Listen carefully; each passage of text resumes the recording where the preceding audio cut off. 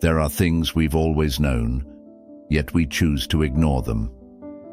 We live as if time is infinite, as if tomorrow is guaranteed. But the truth is, it's not. Every day that passes is a day we will never get back. What I'm about to say might make you uncomfortable. It might make you want to turn away, but you need to hear it. Because if you don't face the truth now, one day, you might regret not listening sooner. The 7 truths you're about to confront aren't just cliches. They are lessons drawn from Stoicism, a way of life that teaches us how to face reality, no matter how harsh it may be. I've learned these lessons through my own struggles, through loss, and I don't want you to have to endure the same pain to understand their value. So, take a moment, set everything else aside and truly listen. The next few minutes you spend on this video might just be among the most important moments of your life. Let's begin. Number 1. We always procrastinate and miss out on life. Have you ever told yourself that you'd start tomorrow? Tomorrow, you'll learn a new skill. Tomorrow, you'll start exercising. Tomorrow, you'll chase your dreams. But then, that tomorrow stretches on endlessly, day after day, month after month, year after year. And one day, you look back and realize you've lost too much time just waiting. You're not just postponing a task, you're postponing your life. We always think we have plenty of time, but that is a dangerous illusion. You don't have as much time as you think. Marcus Aurelius once reminded us, you could leave life right now. Let that determine what you do and say and think. You could leave this world at any moment. Let that shape how you live, how you speak, and how you think. Why do we procrastinate? Because we are afraid. Afraid of failure. Afraid of judgment. Afraid that we're not good enough, not ready enough. But the truth is, no one ever truly feels ready. Do you think successful people waited until they had enough skills, enough confidence before they started? No. They began even when they weren't ready. They took action even while they still had doubts. Look at those who have achieved what you desire. Are they more talented than you? Perhaps. But the biggest difference between them and you isn't talent or opportunity. It's that they didn't wait. They didn't wait for things to be perfect. They didn't wait for fear to disappear. They took action. How much time do you think you have left? A year? 10 years? A lifetime? You don't know. No one does. And that's exactly why you don't have the right to put your life on hold just because you think you'll have another chance. Seneca said, "While we wait for life, life passes. While we wait to start living, life slips away." Life isn't a rough draft you can rewrite. You only get one shot. Will you dare to live it fully? Or will you let fear control you? Let procrastination steal your dreams? But perhaps one of the biggest reasons you delay isn't fear of failure. It's the obsession with perfection. You wait until you're skilled enough, strong enough, perfect enough to do what you want. You think that only when everything is flawless, you can begin. But perfection doesn't exist.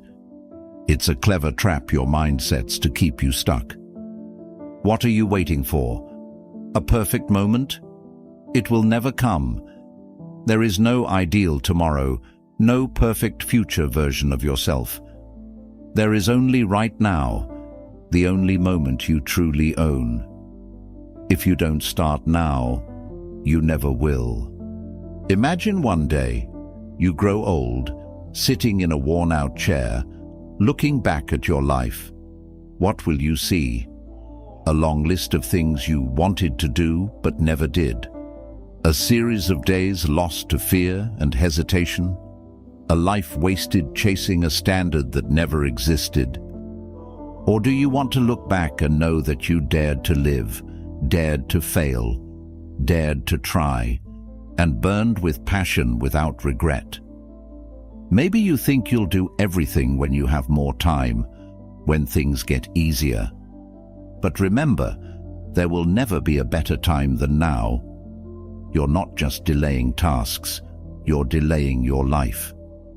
If you've been waiting for a sign to begin, this is it. There will never be a better time to live the life you want than right now. Don't wait until you're brave enough, perfect enough, or ready enough, because that moment will never come. Only by taking action will you truly begin to live. You cannot control the future, but you can control the choices you make right now. You can choose to keep waiting, to keep delaying, only to wake up one day realizing you've wasted your life waiting for something that never existed. Or you can choose to act, to live, to chase what you want, even if it's imperfect, even if you're not ready. Because if you don't do it now, you may never do it at all. Time never rewinds, and if you don't seize it now, you may never get a second chance. Number 2, we misjudge what truly matters. You think you're living, but in reality, you're merely existing. Every day, you wake up, immerse yourself in work, chase money, pursue recognition, and run after the standards set by society. You believe that by achieving more wealth, more acknowledgement, more success, you'll finally be happy. But at the end of the day, when the night falls and all the glitter fades, you feel empty. Have you ever asked yourself, where am I rushing to? What am I trying to prove? And to whom? We misjudge what truly matters. We are deceived by illusions. Society tells us we need to succeed, that we must have more than others, that we have to become someone to be worthy. And we believe it. We throw ourselves into a race without even understanding why we are running. But who set the finish line? When is it ever enough? And if it's never enough, aren't we just living a meaningless life? Look at those lying in hospital beds, knowing they don't have much time left. Do you think they regret not making more money? Or are they grieving the time they didn't spend with the people they loved? The dreams they didn't dare to chase? The life they didn't have the courage to live? Seneca warned us, it is not that we have a short time to live, but that we waste a lot of it. We do not lack time. We simply squander it on things that don't matter. How many hours a day do you spend mindlessly scrolling through your phone, comparing yourself to others, worrying about things that are insignificant? Have you ever paused to ask yourself, what am I doing all this for? Do you think that if you were richer or more famous, you'd be happier? Look at those who already have everything. Do they seem happy? Or are they still drowning in anxiety, fear, and insecurity? Have you ever considered that maybe you're betting your entire life on an illusion that will never become real? Imagine that tomorrow you no longer exist. Would all the things you are chasing, money, status, fame, still matter? If not, then why are you letting them control your life today? Epictetus said, "Wealth consists not in having great possessions, but in having few wants." You don't become rich by accumulating more, but by needing less. So, what truly matters? It's the little moments you've been overlooking, a heartfelt conversation, an afternoon walk with someone you love, a time when you dared to be yourself without fear of judgment. These things are not loud or flashy, but when everything else crumbles, they are the only things that remain. The problem isn't that you don't know what's important. The problem is that you know, but you refuse to see it. You ignore the precious moments in exchange for cheap distractions. You trade your peace of mind for the approval of people who don't even care about you. You are selling your life for a price that isn't worth it. If these words make you uncomfortable, it's because deep down, you know they are true. And you have two choices. You can dismiss them, keep chasing illusions, and continue living a life that, one day, you will regret. Or you can wake up. You can decide that from today, you will no longer live like a puppet. You will stop letting others dictate what matters to you. You will stop chasing things that, in the end, you can't take with you. You will live a life where, when you look back, you can say, I did not waste it. So, what will you choose? Will you keep sleeping in illusions, or will you wake up and truly live? The choice is yours. But remember, you don't have much time. If these words made you uncomfortable, if they struck a chord you've been trying to ignore, let them be the push you need to change. Hit like if you know it's time to reevaluate your life. And if you don't want to keep drifting in meaningless pursuits, if you're ready to act before it's too late, subscribe now. I'll be here to remind you of the truth, no matter how hard it is to hear. Number 3. We are stuck in the past and can't let go. You're wasting your life over what has passed. Do you think that by constantly replaying your mistakes, your pain, and the opportunities you lost, you can somehow change the past? No, it's gone. But you're still alive. And yet, you're allowing what's already dead to hold you back, to drag you down like a stone tied to your feet, pulling you deeper into the abyss of regret and despair. You need to hear this. The past no longer matters. Do you even realize what you're doing? You sit there, drowning in old memories, punishing yourself with the same looping thoughts. If only I had done things differently. I don't deserve to be happy. I can't move on. But what do these thoughts accomplish?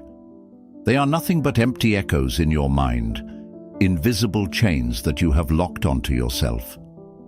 Marcus Aurelius once said, "Forget everything else. Keep hold of this alone and remember it. Each of us lives only now, this brief instant. We only have this moment, and you are wasting it on something you can never change. You are letting what's already dead control your life. Think about that. You're allowing a shadow to rule over you, something that no longer exists. Does that make sense? Do you know what's happening while you're trapped in the past? Life goes on. The sun still rises, time still moves, and people keep moving forward. But you don't.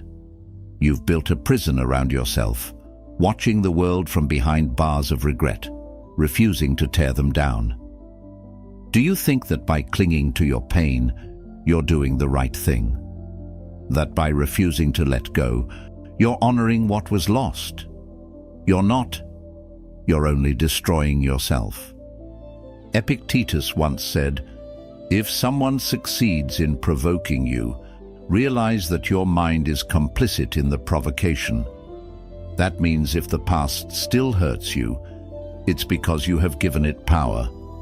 It's not the past that is hurting you, it's you who are allowing it to. So, what will you do? Continue living in the cage you've built, or break free and step outside? Let me tell you a harsh truth. No one cares how much you've suffered. No one can go back and fix things for you. You are the only one who can save yourself, and nothing will change unless you make it happen. Imagine this. You're driving a car, but instead of looking ahead, you keep staring at the rearview mirror. What do you see? the roads you've already passed, the fading tire marks, the turns you could have taken. And then, bam, you crash straight into a wall in front of you. That's exactly what you're doing with your life. You're heading straight into destruction simply because you refuse to look forward. Stop it. Right now, let the past die, truly die, because it no longer means anything. If you've made mistakes, learn from them and move on. If you've lost something valuable, be grateful you had it, but don't lose the present just because you're mourning the past.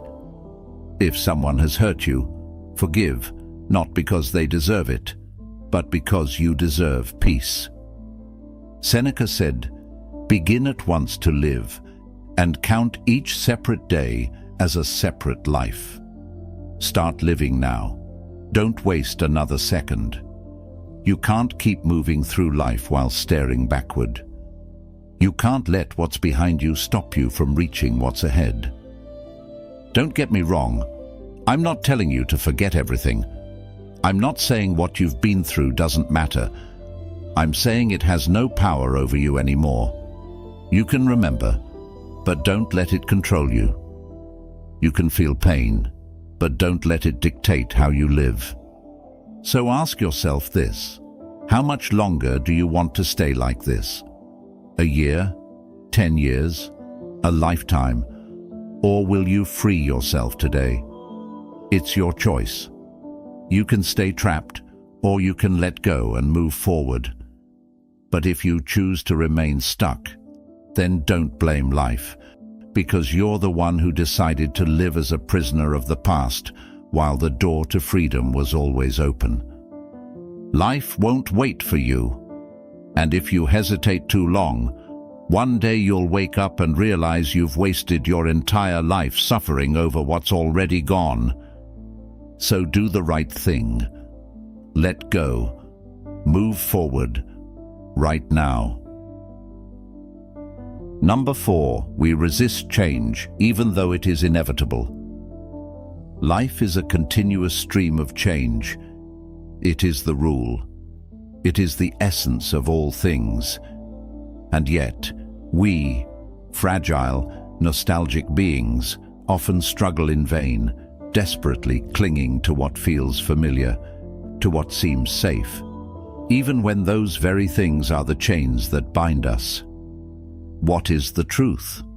The truth is that everything will change. The truth is that none of us can hold on to youth, salvage a relationship that has decayed, or preserve a state of peace forever. And yet, we spend our entire lives resisting this inevitability. We chase permanence in a world built on impermanence, and in doing so, we turn ourselves into victims of our own unrealistic expectations. Look at yourself. How many times have you suffered simply because things didn't go the way you wanted? How many times have you tried to hold on to someone who was already walking away? How many times have you feared a change that, in hindsight, could have led you to a much greater happiness, if only you had embraced it sooner? We fear change not because it is bad, but because it strips us of what is familiar. But familiarity does not mean goodness. A person trapped in a meaningless job doesn't stay because they love it, but because they fear the unknown. A person enduring a toxic relationship doesn't stay because they are happy, but because they are afraid of loneliness. We should fear the imprisonment of our own souls, and yet we fear freedom instead. The problem is not changing itself. The problem is that we are never truly prepared for it. Marcus Aurelius once wrote, "All that happens is as habitual and familiar as roses in spring and fruit in the summer. Everything comes and goes according to its own nature. Careers can collapse. Loved ones may drift away. The world as you know it today may no longer exist tomorrow. But instead of resisting this reality, what can you do? You can become stronger, more adaptable, and ready to face every change without being broken by it.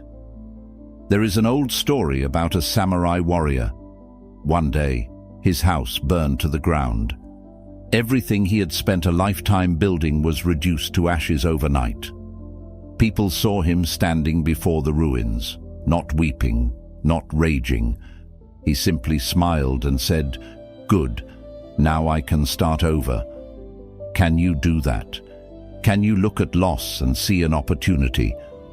Or will you let yourself drown in sorrow, clinging to things that no longer exist?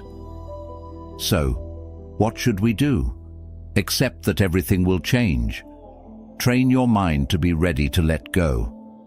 Do not let attachment to something temporary prevent you from growing.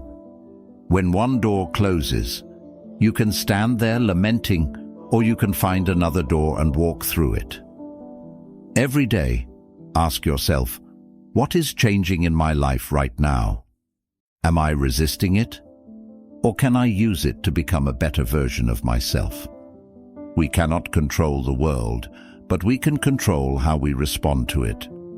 And once you understand this, fear will no longer hold you back. You will see that change is not the enemy, it is the greatest teacher. Because it teaches you resilience, courage, and adaptability. It helps you realize that nothing is ever truly lost. Everything is simply transforming into something else. Remember, you are not a lifeless stone, unmoving against time. You are a river, and a river never stops flowing. Now, congratulations, you've made it halfway through, which means you are truly listening, truly confronting the truths that many people choose to ignore. How do you feel? Share your thoughts in the comments. I'd love to hear them. And don't stop here. Every part of this video is a crucial piece of the puzzle. And what's coming next will not only help you understand, but also show you how to turn awareness into action. Keep watching until the end, because that's where you'll find the answers you've been looking for. Number 5. We try to control things beyond our reach. We don't suffer because the world is unfair, nor because fate is cruel. We suffer because we try to control things that were never ours to control. We entangle ourselves in the invisible chains of expectations, fears, and the illusion that if we try hard enough, if we're smart enough, if we persist long enough, everything will eventually fall into place. But that is nothing more than an illusion. And it is this illusion that drains us, fills us with despair, and leads us astray. Think about the last time you felt disappointed. Maybe you poured your heart into a relationship, but the other person still walked away. Maybe you worked tirelessly, only to see a promotion slip through your fingers. Maybe you planned every detail meticulously, yet life still knocked you down. And in that moment, how did you blame yourself? How angry did you feel? Did you see yourself as a failure? But pause for a second. Did you ever truly have control over that outcome? Or were you simply tormenting yourself over something that was never in your hands to begin with? What makes us suffer most is not the world itself, but the story we tell ourselves about it. When we believe that if we just try harder, love more, think smarter, we can control everything, that belief is what destroys us. We cling to illusions, desperately trying to mold life to our will, only to realize that life moves on, ever-changing, following no script at all. We want everything to go according to plan, but life doesn't care about our plans. Imagine standing before the vast ocean, trying to grasp each wave with your bare hands. The waves rush in, slip through your fingers, and disappear before you can hold them. You grow frustrated. You feel defeated. But then what? The waves were never meant to be held. You cannot command the sea, but you can learn to swim. Life is the same. You cannot control the storms that come your way, but you can control how you navigate them.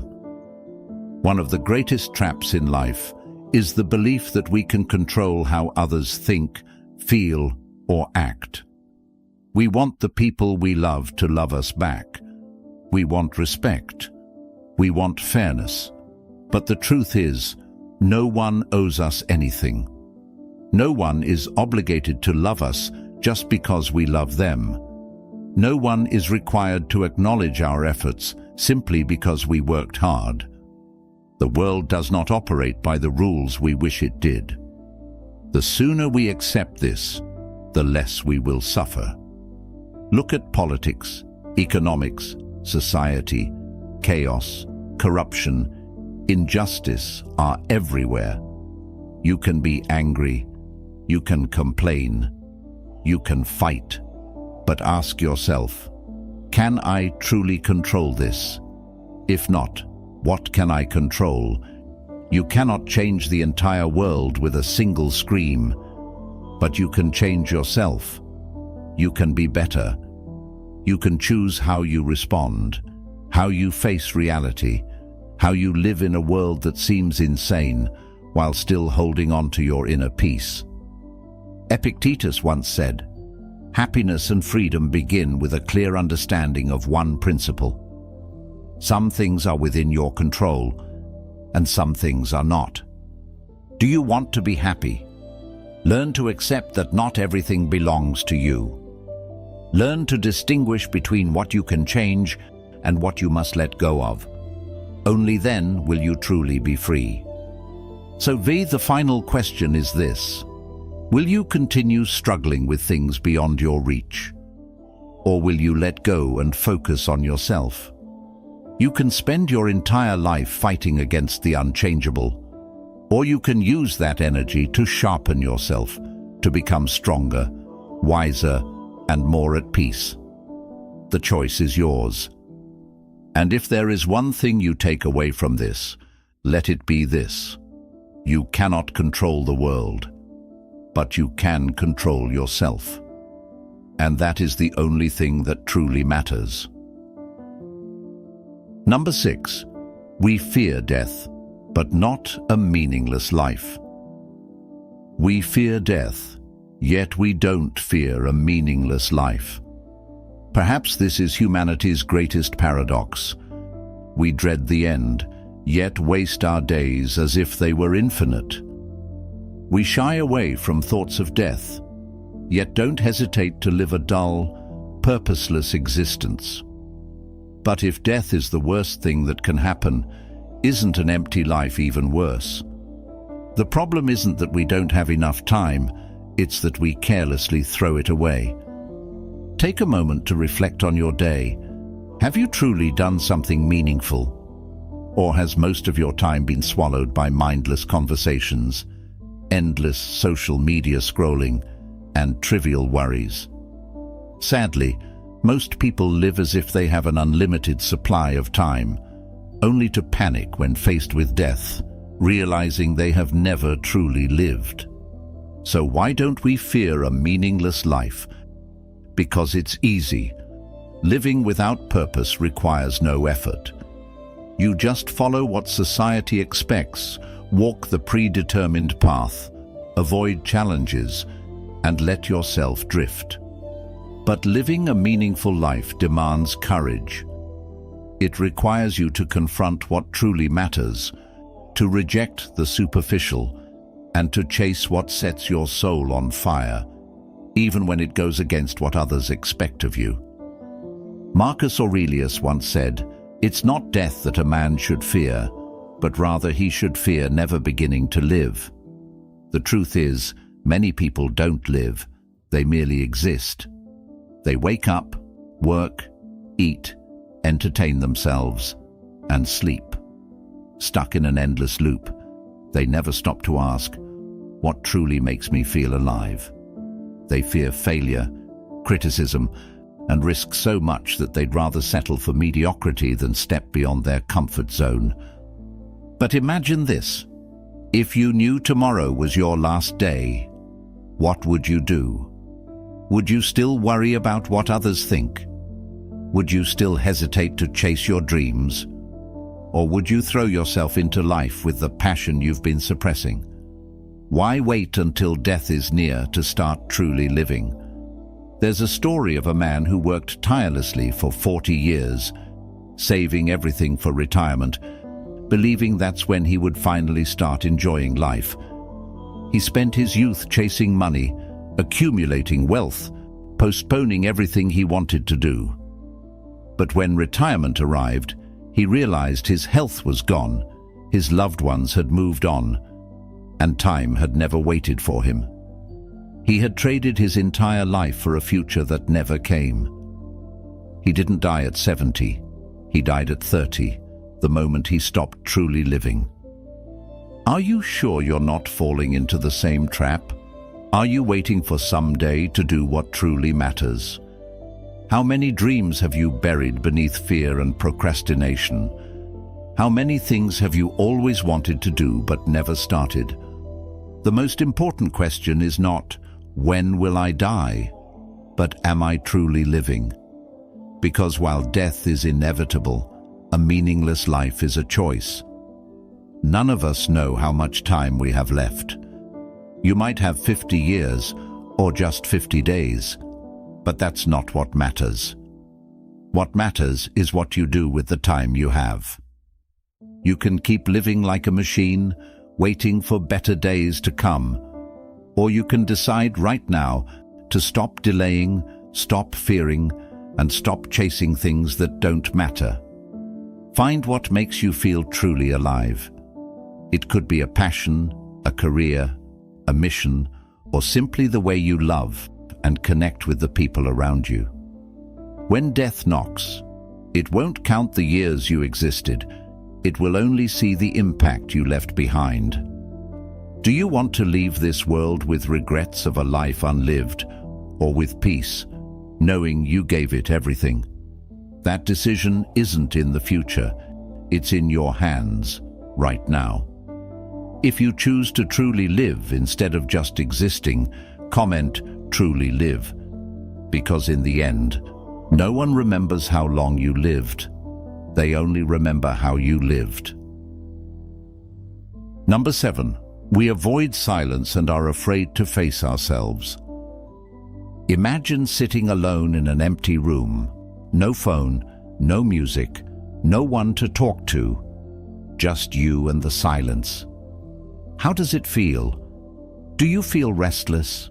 Uneasy?